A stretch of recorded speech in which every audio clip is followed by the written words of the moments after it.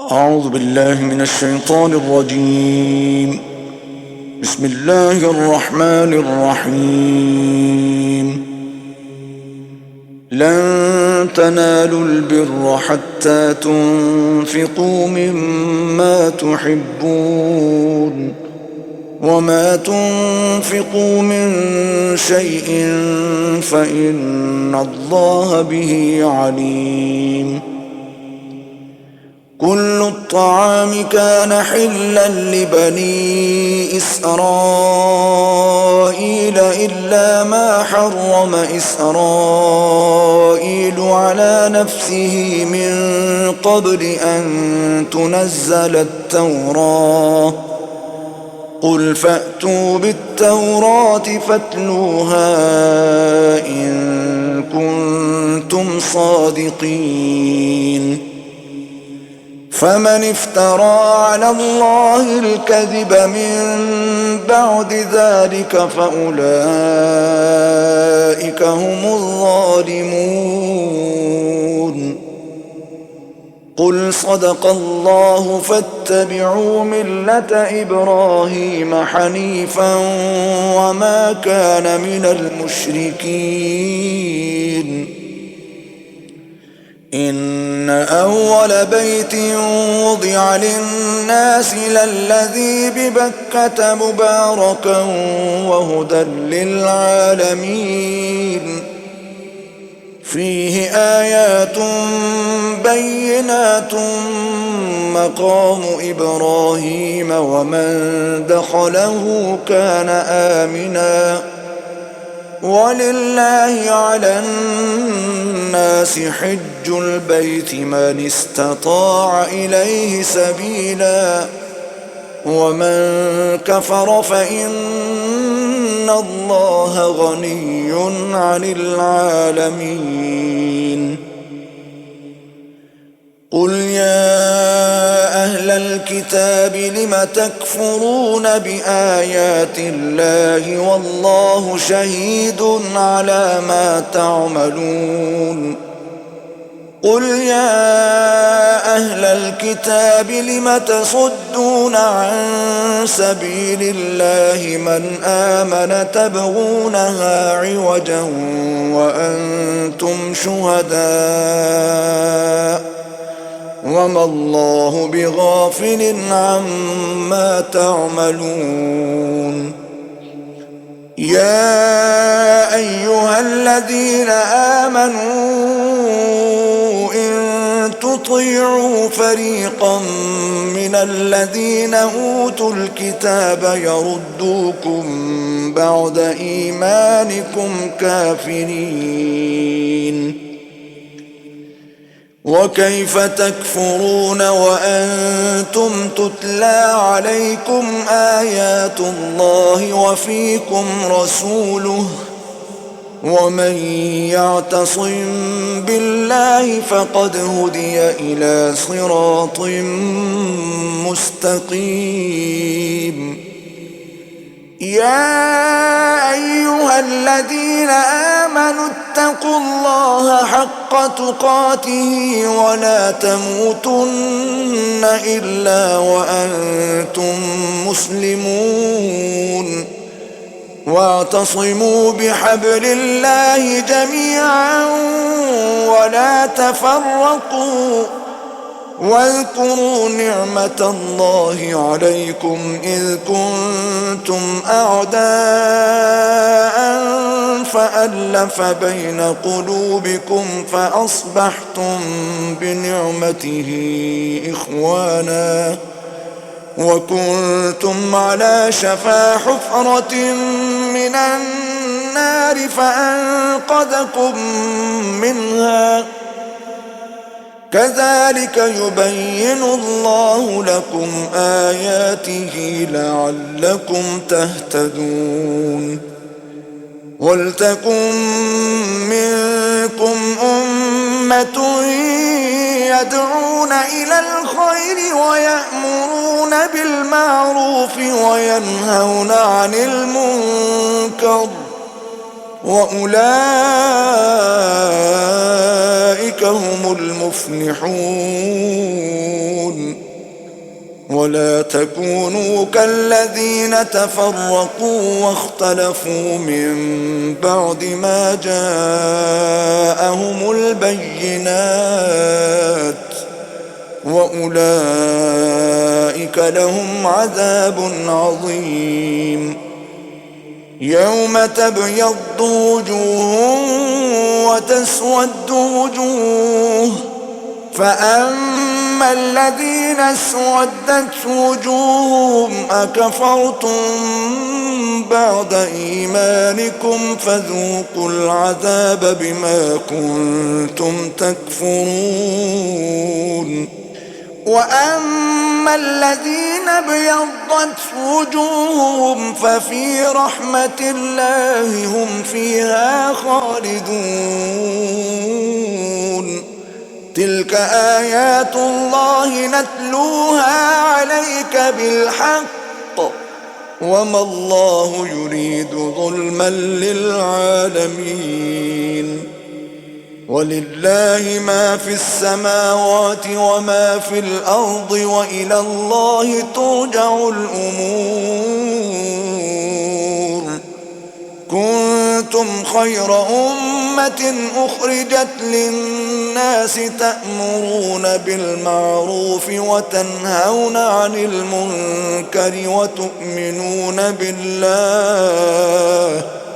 ولو آمن أهل الكتاب لكان خيرا لهم منهم المؤمنون وأكثرهم الفاسقون. لن يضروكم إلا أذى وإن يقاتلوكم يولوكم الأدبار ثم لا ينصرون. ضربت عليهم الذلة أينما ثقفوا إلا بحبل من الله وحبل من الناس وباءوا بغضب من الله وضربت عليهم المسكنة ذلك بأنهم كانوا يكفرون بآيات الله ويقتلون الأنبياء بغير حق ذلك بما عصوا وكانوا يعتدون. ليسوا سواء من أهل الكتاب أمة قائمة يتلون آيات الله آناء الليل وهم يسجدون. يؤمنون بالله واليوم الآخر ويأمرون بالمعروف وينهون عن المنكر ويسارعون في الخيرات وأولئك من الصالحين. وما يفعلوا من خير فلن يكفروه والله عليم بالمتقين. إن الذين كفروا لن تغني عنهم أموالهم ولا أولادهم من الله شيئا وأولئك أصحاب النار هم فيها خالدون. مثل ما ينفقون في هذه الحياة الدنيا كمثل ريح فيها صر أصابت حرث قوم ظلموا أنفسهم فأهلكت وما ظلمهم الله ولكن أنفسهم يظلمون. يا أيها الذين آمنوا لا تتخذوا بطانة من دونكم لا يألونكم خبالا ودوا ما عنتم قد بدت البغضاء من أفواههم وما تخفي صدورهم أكبر قد بينا لكم الآيات إن كنتم تعقلون ها أنتم أولئك تحبونهم ولا يحبونكم وتؤمنون بالكتاب كله وإذا لقوكم قالوا آمنا وإذا خلوا عضوا عليكم الأنامل من الغيظ قل موتوا بغيظكم إن الله عليم بذات الصدور إن تمسسكم حسنة تسؤهم وإن تصبكم سيئة يفرحوا بها وإن تصبروا وتتقوا لا يضركم كيدهم شيئا إن الله بما يعملون محيط وإذ غدوت من أهلك تبوئ المؤمنين مقاعد للقتال والله سميع عليم إذ همت طائفتان منكم أن تفشلا والله وليهما وعلى الله فليتوكل المؤمنون ولقد نصركم الله ببدر وأنتم أذلة فاتقوا الله لعلكم تشكرون إذ تقول للمؤمنين ألن يكفيكم أن يمدكم ربكم ب3,000 من الملائكة منزلين بلى إن تصبروا وتتقوا ويأتوكم من فورهم هذا يمددكم ربكم ب5,000 من الملائكة مسومين وما جعله الله إلا بشرى لكم ولتطمئن قلوبكم به وما النصر إلا من عند الله العزيز الحكيم ليقطع طرفا من الذين كفروا أو يكبتهم فينقلبوا خائبين ليس لك من الأمر شيء أو يتوب عليهم أو يعذبهم فإنهم ظالمون ولله ما في السماوات وما في الأرض يغفر لمن يشاء ويعذب من يشاء والله غفور رحيم يا أيها الذين آمنوا لا تأكلوا الربا أضعافا مضاعفة واتقوا الله لعلكم تفلحون واتقوا النار التي أعدت للكافرين وأطيعوا الله والرسول لعلكم ترحمون وسارعوا إلى مغفرة من ربكم وجنة عرضها السماوات والأرض أعدت للمتقين الذين ينفقون في السراء والضراء والكاظمين الغيظ والعافين عن الناس والله يحب المحسنين والذين إذا فعلوا فاحشة أو ظلموا أنفسهم ذكروا الله فاستغفروا لذنوبهم ومن يغفر الذنوب إلا الله ولم يصروا على ما فعلوا وهم يعلمون أولئك جزاؤهم مغفرة من ربهم وجنات تجري من تحتها الأنهار خالدين فيها ونعم أجر العاملين قد خلت من قبلكم سنن فسيروا في الأرض فانظروا كيف كان عاقبة المكذبين هذا بيان للناس وهدى وموعظة للمتقين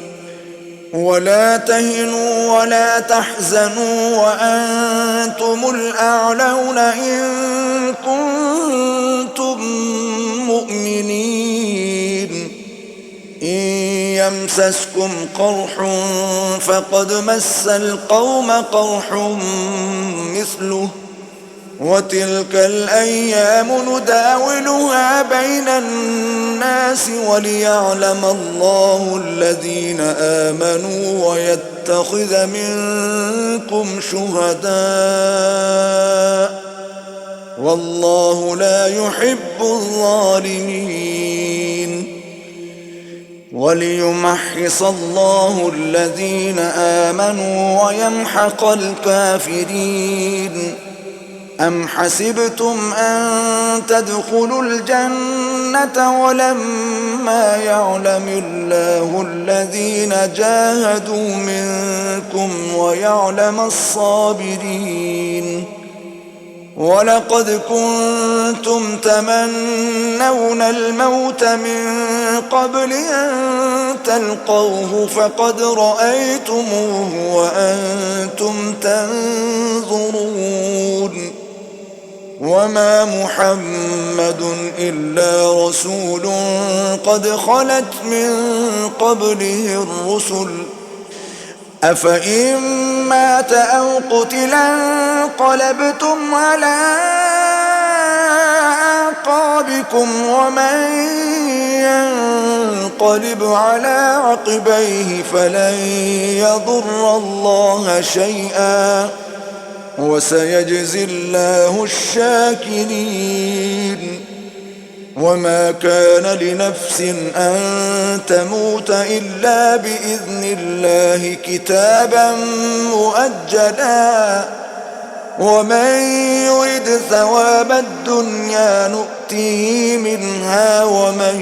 يرد ثواب الآخرة نؤته منها وسنجزي الشاكرين وكأي من نبي قاتل معه ربيون كثير فما وهنوا لما أصابهم في سبيل الله وما ضعفوا وما استكانوا والله يحب الصابرين وما كان قولهم إلا أن قالوا ربنا اغفر لنا ذنوبنا وإسرافنا في أمرنا وثبت أقدامنا وانصرنا على القوم الكافرين فآتاهم الله ثواب الدنيا وحسن ثواب الآخرة والله يحب المحسنين يا أيها الذين آمنوا إن تطيعوا الذين كفروا يردوكم على أعقابكم فتنقلبوا خاسرين بل الله مولاكم وهو خير الناصرين سنلقي في قلوب الذين كفروا الرعب بما أشركوا بالله ما لم ينزل به سلطانا ومأواهم النار وبئس مثوى الظالمين. ولقد صدقكم الله وعده إذ تحسونهم بإذنه حتى إذا فشلتم وتنازعتم في الأمر وعصيتم من بعد ما أراكم ما تحبون منكم من يريد الدنيا ومنكم من يريد الآخرة ثم صرفكم عنهم ليبتليكم ولقد عفا عنكم والله ذو فضل على المؤمنين. إذ تصعدون ولا تلوون على أحد والرسول يدعوكم في أخراكم فأثابكم غما بغم لكي لا تحزنوا على ما فاتكم ولا ما أصابكم والله خبير بما تعملون. ثم أنزل عليكم من بعد الغم أمنة نعاسا يغشى طائفة منكم وطائفة قد أهمتهم أنفسهم يظنون بالله غير الحق ظن الجاهلية يقولون هل لنا من الأمر من شيء قل إن الأمر كله لله يخفون في أنفسهم ما لا يبدون لك يقولون لو كان لنا من الأمر شيء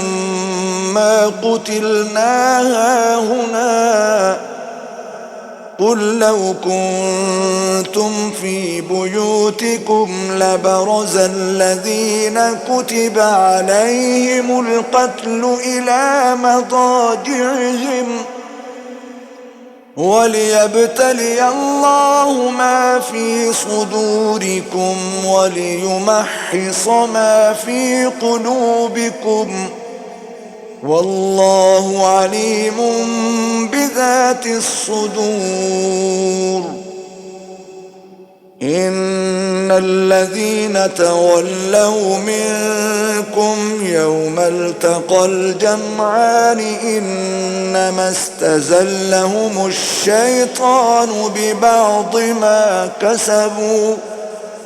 ولقد عفا الله عنهم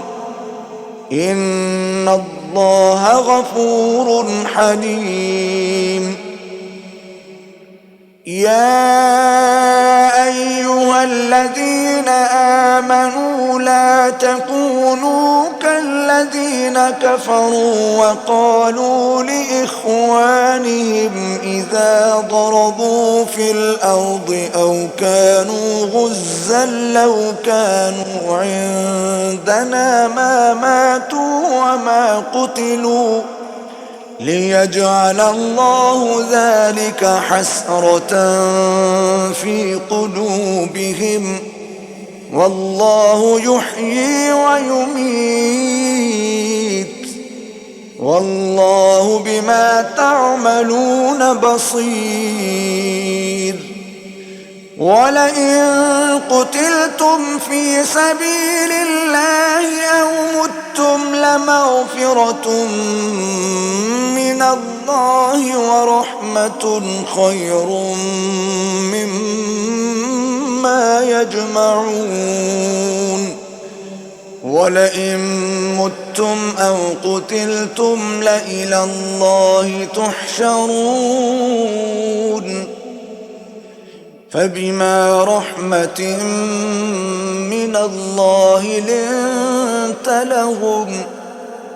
وَلَوْ كُنتَ فَظًّا غَلِيظَ الْقَلْبِ لَانفَضُّوا مِنْ حَوْلِكَ فاعف عنهم واستغفر لهم وشاورهم في الأمر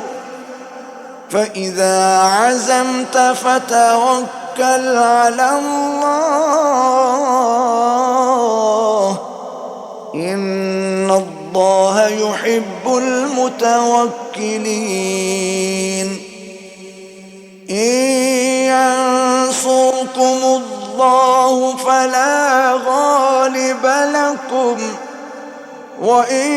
يخذلكم فمن ذا الذي ينصركم من بعده وعلى الله فليتوكل المؤمنون وما كان لنبي أن يغل ومن يغل يأت بما غل يوم القيامة ثم توفى كل نفس ما كسبت وهم لا يظلمون أفمن اتبع رضوان الله كمن باء بسخط من الله ومأواه جهنم وبئس المصير هم درجات عند الله والله بصير بما يعملون لقد من الله على المؤمنين إذ بعث فيهم رسولا من أنفسهم يتلو عليهم آياته ويزكيهم ويعلمهم الكتاب والحكمة وإن كانوا من قبل لفي ضلال مبين أولما أصابتكم مصيبة قد أصبتم مثليها قلتم أنى هذا قل هو من عند أنفسكم إن الله على كل شيء قدير وما أصابكم يوم التقى الجمعان فبإذن الله وليعلم الذين نافقوا وقيل لهم تعالوا قاتلوا في سبيل الله أو ادفعوا قالوا لو نعلم قتالا لاتبعناكم هم للكفر يومئذ أقرب منهم للإيمان يقولون بأفواههم ما ليس في قلوبهم والله أعلم بما يكتمون الذين قالوا لإخوانهم وقعدوا لو أطاعونا ما قتلوا قل فادرءوا عن أنفسكم الموت إن كنتم صادقين ولا تحسبن الذين قتلوا في سبيل الله أمواتا بل أحياء عند ربهم يرزقون فرحين بما آتاهم الله من فضله ويستبشرون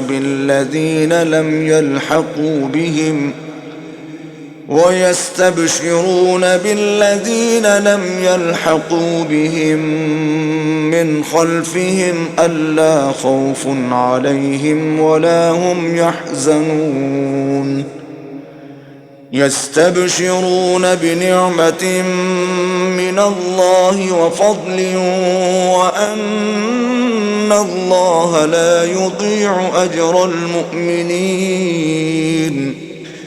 الذين استجابوا لله والرسول من بعد ما أصابهم القرح للذين أحسنوا منهم واتقوا أجر عظيم الذين قال لهم الناس إن الناس قد جمعوا لكم فاخشوهم فزادهم إيمانا وقالوا حسبنا الله ونعم الوكيل فانقلبوا بنعمة من الله وفضل لم يمسسهم سوء واتبعوا رضوان الله والله ذو فضل عظيم إنما ذلكم الشيطان يخوف أولياءه فلا تخافوهم وخافون إن كنتم مؤمنين ولا يحزنك الذين يسارعون في الكفر إنهم لن يضروا الله شيئا يريد الله ألا يجعل لهم حظا في الآخرة ولهم عذاب عظيم إن الذين اشتروا الكفر بالإيمان لن يضروا الله شيئا ولهم عذاب أليم ولا يحسبن الذين كفروا أنما نملي لهم خير لأنفسهم إنما نملي لهم ليزدادوا إثما ولهم عذاب مهين ما كان الله ليذر المؤمنين على ما أنتم عليه حتى يميز الخبيث من الطيب وما كان الله ليطلعكم على الغيب ولكن الله يجتبي من رسله من يشاء فآمنوا بالله ورسله وإن تؤمنوا وتتقوا فلكم أجر عظيم ولا يحسبن الذين يبخلون بما آتاهم الله من فضله هو خيرا لهم بل هو شر لهم سيطوقون ما بخلوا به يوم القيامة ولله ميراث السماوات والأرض والله بما تعملون خبير لقد سمع الله قول الذين قالوا إن الله فقير ونحن أغنياء سنكتب ما قالوا وقتلهم الأنبياء بغير حق ونقول ذوقوا عذاب الحريق ذلك بما قدمت أيديكم وأن الله ليس بظلام للعبيد الذين قالوا إن الله عهد إلينا ألا نؤمن لرسول حتى يأتينا بقربان تأكله النار قل قد جاءكم رسل من قبلي بالبينات وبالذي قلتم فلم قتلتموهم إن كنتم صادقين فإن كذبوك فقد كذب رسل من قبلك جاءوا بالبينات والزبر والكتاب المنير كل نفس ذائقة الموت وإنما توفون أجوركم يوم القيامة فمن زحزح عن النار وأدخل الجنة فقد فاز وما الحياة الدنيا إلا متاع الغرور لتبلون في أموالكم وأنفسكم ولتسمعن من الذين أوتوا الكتاب من قبلكم ومن الذين أشركوا أذى كثيرا وإن تصبروا وتتقوا فإن ذلك من عزم الأمور وإذ أخذ الله ميثاق الذين أوتوا الكتاب لتبيننه للناس ولا تكتمونه فنبذوه وراء ظهورهم واشتروا به ثمنا قليلا فبئس ما يشترون لا تحسبن الذين يفرحون بما أتوا ويحبون أن يحمدوا بما لم يفعلوا فلا تحسبنهم بمفازة من العذاب ولهم عذاب أليم ولله ملك السماوات والأرض والله على كل شيء قدير إن في خلق السماوات والأرض واختلاف الليل والنهار لآيات لأولي الألباب الذين يذكرون الله قياما وقعودا وعلى جنوبهم ويتفكرون في خلق السماوات والأرض ربنا ما خلقت هذا باطلا سبحانك فقنا عذاب النار ربنا إنك من تدخل النار فقد أخزيته وما للظالمين من أنصار ربنا إننا سمعنا مناديا ينادي للإيمان أن آمنوا بربكم فآمنا ربنا فاغفر لنا ذنوبنا وكفر عنا سيئاتنا وتوفنا مع الأبرار ربنا وآتنا ما وعدتنا على رسلك ولا تخزنا يوم القيامة إنك لا تخلف الميعاد فاستجاب لهم ربهم أني لا أضيع عمل عامل منكم من ذكر أو أنثى بعضكم من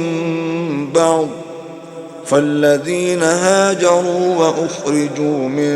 ديارهم وأوذوا في سبيلي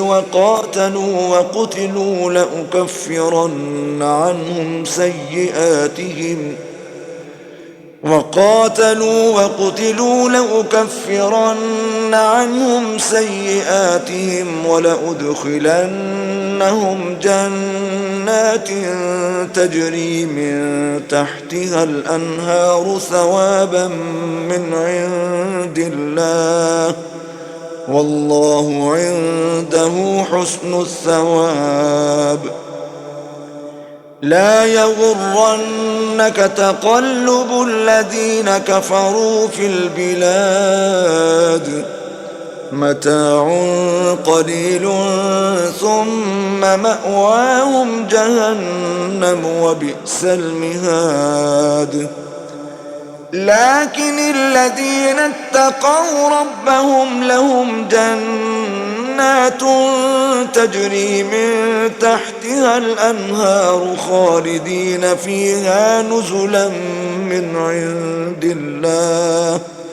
وما عند الله خير للأبرار وإن من أهل الكتاب لمن يؤمن بالله وما أنزل إليكم وما أنزل إليهم خاشعين لله لا يشترون بآيات الله ثمنا قليلا أولئك لهم أجرهم عند ربهم إن الله سريع الحساب يا أيها الذين آمنوا اصبروا وصابروا ورابطوا واتقوا الله لعلكم تفلحون بسم الله الرحمن الرحيم يا أيها الناس اتقوا ربكم الذي خلقكم من نفس واحدة وخلق منها زوجها وبث منهما رجالا كثيرا ونساء واتقوا الله الذي تساءلون به والأرحام إن الله كان عليكم رقيبا وآتوا اليتامى أموالهم ولا تتبدلوا الخبيث بالطيب ولا تأكلوا أموالهم إلى أموالكم إنه كان حوبا كبيرا وإن خفتم ألا تقسطوا في اليتامى فانكحوا ما طاب لكم من النساء مثنى وثلاث ورباع فإن خفتم ألا تعدلوا فواحدة أو ما ملكت أيمانكم ذلك أدنى ألا تعولوا وآتوا النساء صدقاتهن نحلة فإن طبن لكم عن شيء منه نفسا فكلوه هنيئا مريئا ولا تؤتوا السفهاء أموالكم التي جعل الله لكم قياما وارزقوهم فيها واكسوهم وقولوا لهم قولا معروفا وابتلوا اليتامى حتى إذا بلغوا النكاح فإن آنستم منهم رشدا فادفعوا إليهم أموالهم ولا تأكلوها إسرافا وبدارا أن يكبروا ومن كان غنيا فليستعفف ومن كان فقيرا فليأكل بالمعروف فإذا دفعتم إليهم أموالهم فأشهدوا عليهم وكفى بالله حسيبا للرجال نصيب مما ترك الوالدان والأقربون وللنساء نصيب مما ترك الوالدان والأقربون مما قل منه أو كثر نصيبا مفروضا وإذا حضر القسمة أولو القربى واليتامى والمساكين فارزقوهم منه وقولوا لهم قولا معروفا وليخشى الذين لو تركوا من خلفهم ذرية ضعافا خافوا عليهم فليتقوا الله وليقولوا قولا سديدا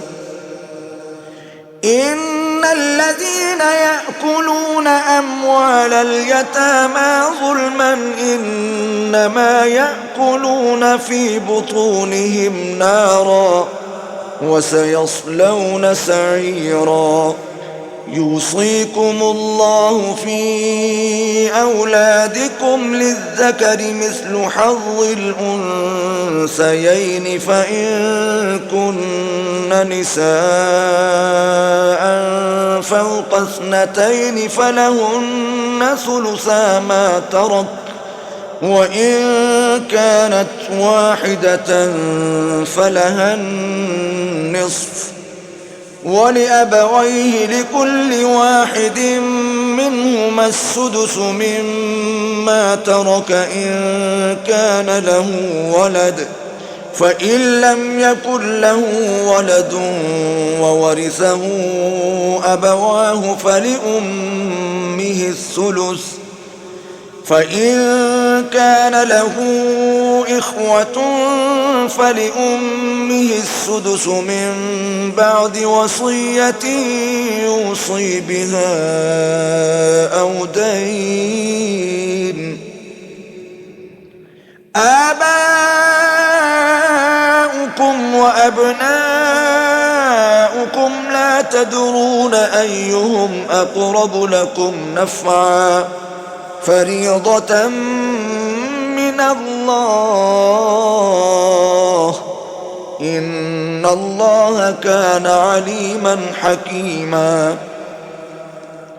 ولكم نصف ما ترك أزواجكم إن لم يكن لهن ولد فإن كان لهن ولد فلكم الربع مما تركن من بعد وصية يوصين بها أو دين ولهن الربع مما تركتم إن لم يكن لكم ولد فإن كان لكم ولد فلهن الثمن مما ما تركتم من بعد وصية توصون بها أو دين. وإن كان رجل يورث كلالة أو امرأة وله أخ أو أخت فلكل واحد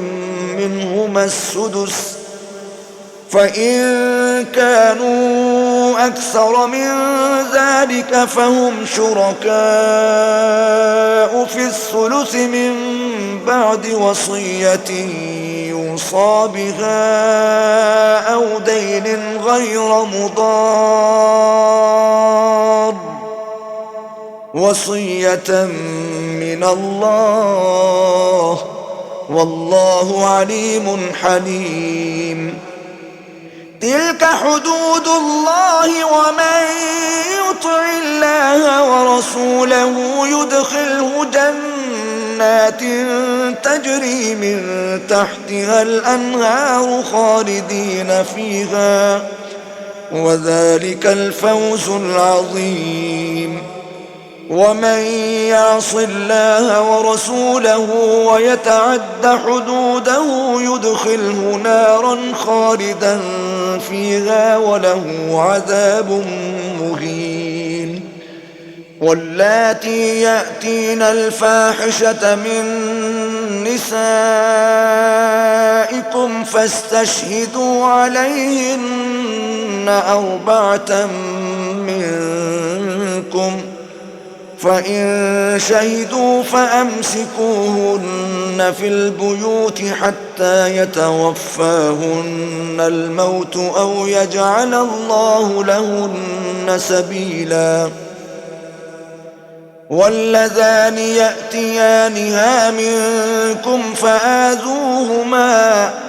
فإن تابا وأصلحا فأعرضوا عنهما،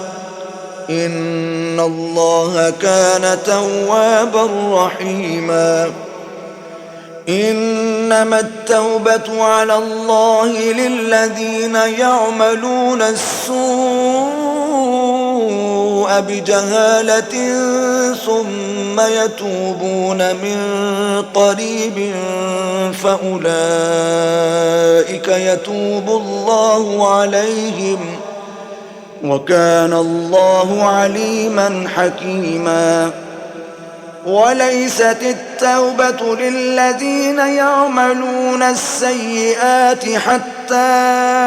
إذا حضر أحدهم الموت قال إني تبت الآن، ولا الذين يموتون وهم كفار، أولئك أعتدنا لهم عذابا أليما.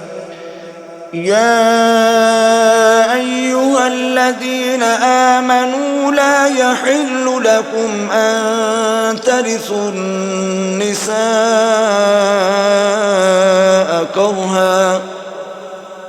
ولا تعضلوهن لتذهبوا ببعض ما آتيتموهن إلا أن يأتين بفاحشة مبينة، وعاشروهن بالمعروف، فإن كرهتموهن فعسى أن تكرهوا شيئا ويجعل الله فيه خيرا كثيرا. وإن أردتم استبدال زوج مكان زوج وآتيتم إحداهن قنطارا فلا تأخذوا منه شيئا، أتأخذونه بهتانا وإثما مبينا. وكيف تأخذونه وقد أفضى بعضكم إلى بعض وأخذن منكم ميثاقا غليظا ولا تنكحوا ما نكح آباؤكم من النساء إلا ما قد سلف إنه كان فاحشة ومقتا وساء سبيلا. حرمت عليكم أمهاتكم وبناتكم وأخواتكم وعماتكم وخالاتكم وبنات الأخ وبنات الأخت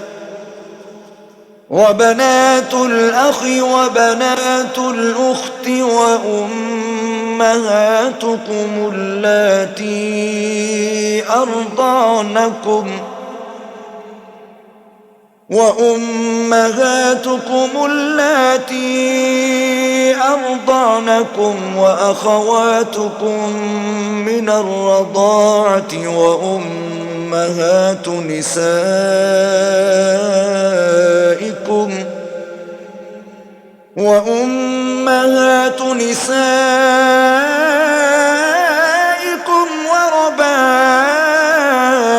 وربائبكم اللاتي في حجوركم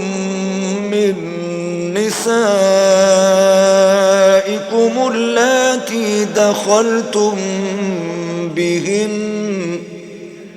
فإن لم تكونوا دخلتم بهن فلا جناح عليكم وحلائل أبنائكم